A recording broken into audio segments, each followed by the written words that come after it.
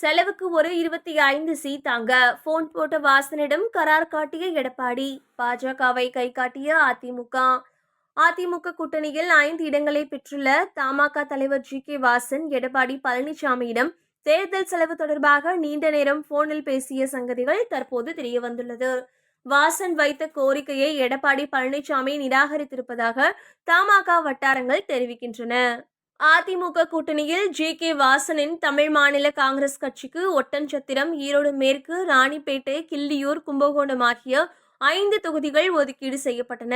இந்த 5 தொகுதிகளிலும் பாஜகவின் தாமரை சின்னத்தில் போட்டியிடுகிறது தமாக.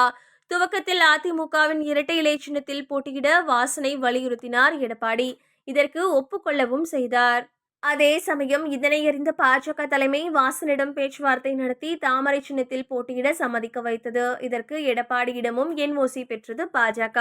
இந்த நிலையில் 5 தொகுதிகளில் போட்டியிடும் தமாக ஒட்டன்சத்திரத்தில் அமைச்சர் சக்கரபாணியையும், ஈரோடு மேற்கில் முத்துசாமியையும், ராணிப்பேட்டையில் அமைச்சர் காந்தியின் மகன் வினோத் காந்தியையும் எதிர்கொள்கிறது. இந்த தொகுதிகளில் அமைச்சர்களையும் அமைச்சரின் வாரிசையும் எதிர்த்து ஜெயிக்கிறோமோ இல்லையோ எதிர்ப்பதற்குரிய பணபலமாவது வேண்டும் என்று வாசனிடம் அக்கட்சியினர் விவாதித்தனர்.